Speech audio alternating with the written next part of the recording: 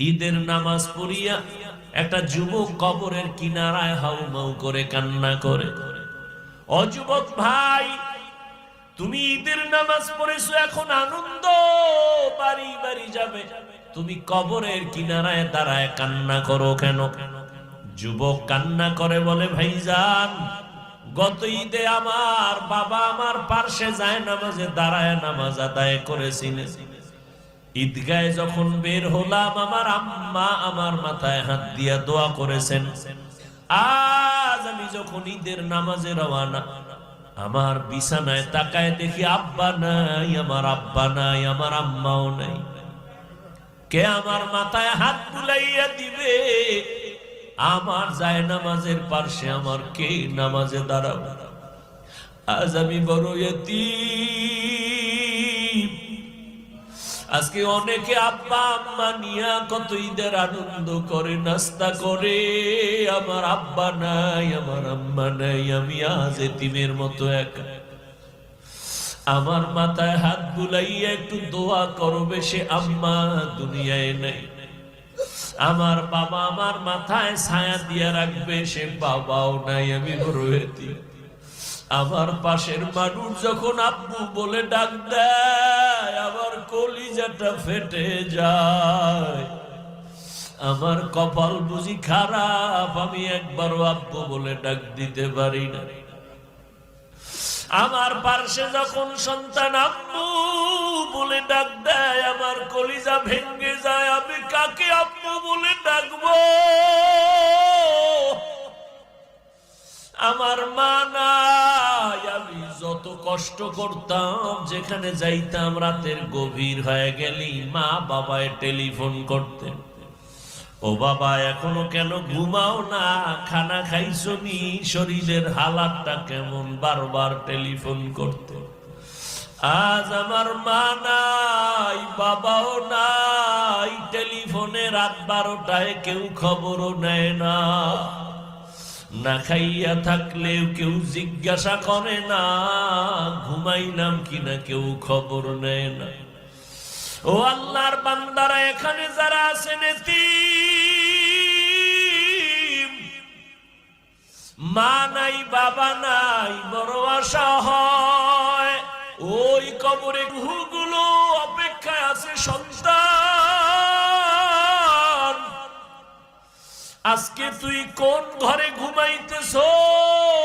ওই ঘরের মালিক তো একদিন আমরা ছিলাম। আজকে তোরে বড় বানাইতে গিয়া আমি মা কত ঘুম নষ্ট করেছি। না খাইয়া বাবা তোমারে আমারে খানা খাওয়াইতে এত কষ্ট করে বড় বানাইছেন, ওই মা বাবাকে ভুলিয়া তুমি কেমনে ঘুমাও রে বাবা? ওই মা বাবার জন্য তৈরি হও, কবরে সওয়াব পৌঁছানোর কি ব্যবস্থা করো। হাজারো কঠিন খারাপ পরিবেশেও যদি থাকো, আর আল্লাহর দেয়া দুইটা জিনিস যদি ধরে রাখতে পারো, জিন্দেগিতেও তোমার সম্মান কখনো নষ্ট হবে না। এক হলো আল্লাহর দেওয়া কিতাব, দ্বিতীয় হলো আল্লাহর দেওয়া নির্দিষ্ট করা আল্লাহর প্রিয় ব্যক্তি। আল্লাহর প্রিয় ব্যক্তিদের মধ্যে প্রথম সারিতে আম্বিয়ায়ে কেরাম, নবী রাসূলগণ। আর এই সব নবী রাসূলদের মধ্যে শ্রেষ্ঠ হলেন আমার নবী রাহমাতুল লিল আলামিন। আর আল্লাহ যত কিতাব দান করেছেন, এর মধ্যে শ্রেষ্ঠ কিতাব হলো কোরআনুল কারীম। এই দুইটা ব্যবস্থাকে যারা গ্রহণ করেছে, চূড়ান্ত চরিত্রহীন লম্পট মক্কার মানুষ, এই দুই জিনিস গ্রহণ করা মাত্র তারা এত দামি হয়ে গেল।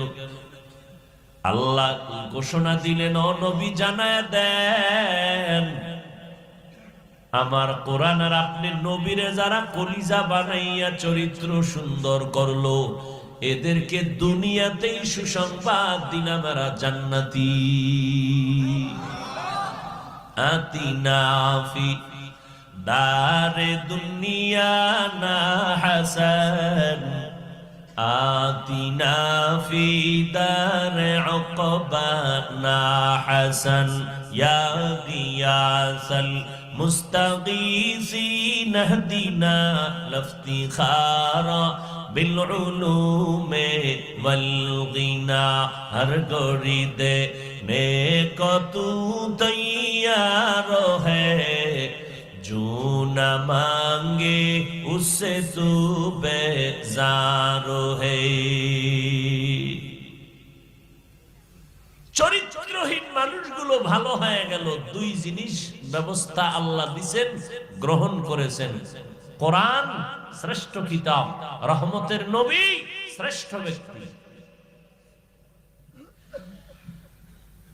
১৫০০ বছর আগে নবী বিদায় বেলা উম্মতের বলে গেলেন, এই উম্মত, চ্যালেঞ্জ করে দুটো জিনিস আমি রেখে গেলাম। আমি নবী বিদায় নিয়ে গেলাম, তোমাদের মাঝে দুটো জিনিস আমি রেখে গেলাম, আকড়াইয়া ধরো, যদি ধরে রাখতে পারো আমি নবী চ্যালেঞ্জ দিলাম, সম্মান কমবে না। قال النبي صلى الله عليه وآله وسلم تركت فيكم أمرين لن تضلوا ما تمسكتم بهما كتاب الله وسنة رسولي। এক নাম্বার কোরআন, দুই নাম্বার আমি রহমতের নবীর সুন্নতের আকড়াইয়া ধরো। নবীর চ্যালেঞ্জ দেওয়া এই দুইটা জিনিস ১৫০০ বছর পর আজও যারা আমরা ধরে রাখছি, আল্লাহর কসম এই দুনিয়ায় ইহুদি বৌদ্ধ বিধর্মী সব মুসলমান ইসলামের বড় দুশমন। এর সাথে আবার কিছু ইসলামের ব্যানারওয়ালা মুনাফিকেরাও বেঈমানের সাথে তাল মিলায়, স্বার্থ উদ্ধার হবে তারপর দ্বীনের বিরোধিতা করে। এর মাঝেও আজও এই দুই জিনিস যাদের কাছে আছে, এদের মতো সম্মানে দুনিয়াতে এখনো কেউ নাই। এই যুবক, ও জেনারেল লাইনের শিক্ষিত বাবারা, সন্তানের আব্বা আম্মা যারা আছেন, সার্টিফিকেট না হইলে ছেলে খাবে কি? হাফিজুর রহমান না খায় মরে। এই পণ্ডিতেরা, একজন লোক দাঁড়ায় বলো, করোনায় করোনায় করোনায় গোটা দুনিয়া বন্ধ। বন্ধ ছিল না? স্কুল বন্ধ, কলেজ বন্ধ, ভার্সিটি বন্ধ, ব্যবসা বন্ধ, চাকরি বন্ধ, ট্রেন বন্ধ, বাস বন্ধ, ফ্যাক্টরি বন্ধ, মিল কারখানা বন্ধ। মানুষ পাগলের মতো হয়েছে। একজন জ্ঞানী দাঁড়াইয়া বলো, ওই করোনার সময় কোন হুজুর না খাইয়া ভিক্ষা করেছে? করছে? সার্টিফিকেট না থাকলে খাইবে কি? তোমার প্রশ্নের এই বাহাদুরি কই গেল? সার্টিফিকেট না হইলে সম্মান থাকবে না। কই আমগো তো সার্টিফিকেট নাই। প্রধানমন্ত্রী দিছিলেন কওমিয়া লাগো স্বীকৃতি, সেটাও তো ওই পরিমাণ কার্যকর হয় নাই। আর যেই পরিমাণ হিংস্র আক্রমণ শুরু হয়েছে এটার উপরে, আমগো মুসলমান জাতি ভাইরা কিছু হুজুরেরা জল্লে পুরে ছাই। কই আমগো সার্টিফিকেট নাই, না খাইয়া তো কোনো হুজুর করোনায় মরল না। করোনার লাশ পড়ে আছে, কেউ কাছে যায় না, সন্তান যায় না, হসপিটালে যায় না। শত শত করোনার লাশ। ইতিহাস ভুলে যাইও না রে বাঙালি, ভালো করে বুঝো। শত শত করোনার লাশ। আমার দেশের টুপিওয়ালা উলামায়ে কেরাম, আমার প্রশাসনের, আমার পুলিশ ভাইরা কাঁধের মধ্যে নিয়ে গোসল করাইলেন, কাফন পরাইলেন, জানাজা পরাইলেন, দাফন করাইলেন হুজুরের আলেমরা। শত শত লাশ, একজন হুজুরেও করোনায় মরে না। বুঝেননি? কিচ্ছু বুঝেন না। ছাগলের একজনে কান ধরে কয় এটা এরম, এটা এরকম, এটা এরকম। 10 মিনিট এরকম ঘুরে টুরে সাইরে দিছে, কানে লাড়া দিয়ে কয় না এটি সব বাদ। বুঝেননি? আমরা যত বুঝাই, প্যান্ডেল থেকে বাইরে হইলে বিড়িটা দে,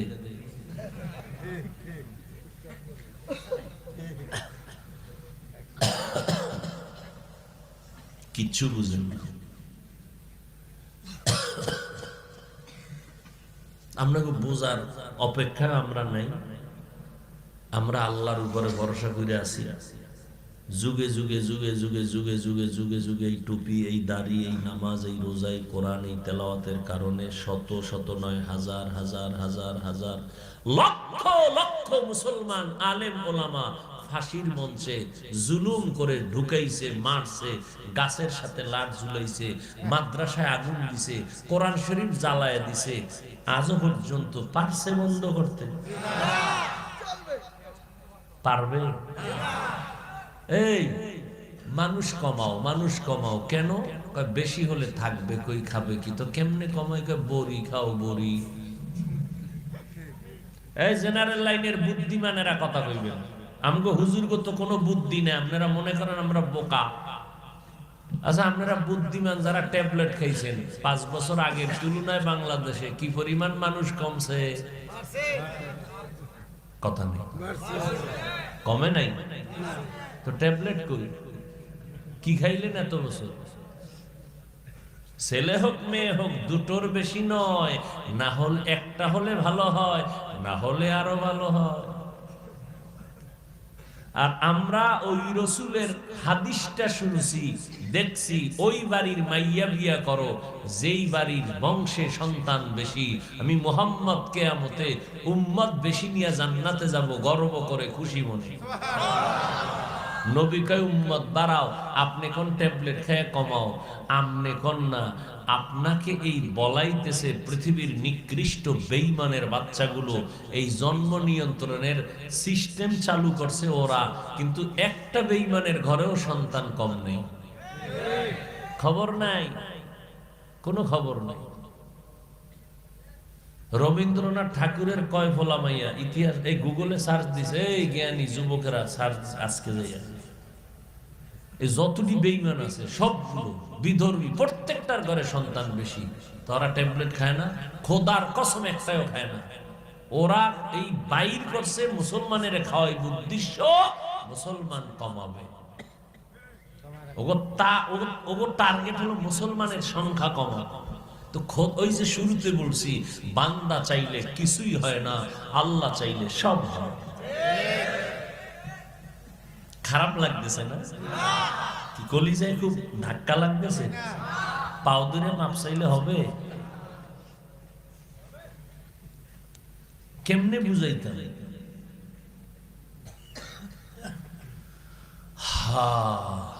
নবীজি যার কোনো গুনাহ নাই, একটা মশা মাছি পড়ে না। একটু চিন্তা করেন কথাগুলো, আমি বলতেছি আধা সেকেন্ডে, কিন্তু ভাইবেন যেটা কেমন কথা, কেমন ব্যক্তি। মশা মাছি পড়ে না যেই নবীর গায়ে, সেই নবীর গায়ে বৃষ্টির মতো পাথর মেরে রক্ত জড়াইল বেঈমান। তা আমগো উপরে আযাব গজব বিপদ আসবেন, এটা কেমনে বুঝেন?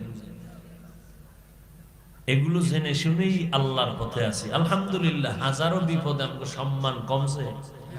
হ্যাঁ,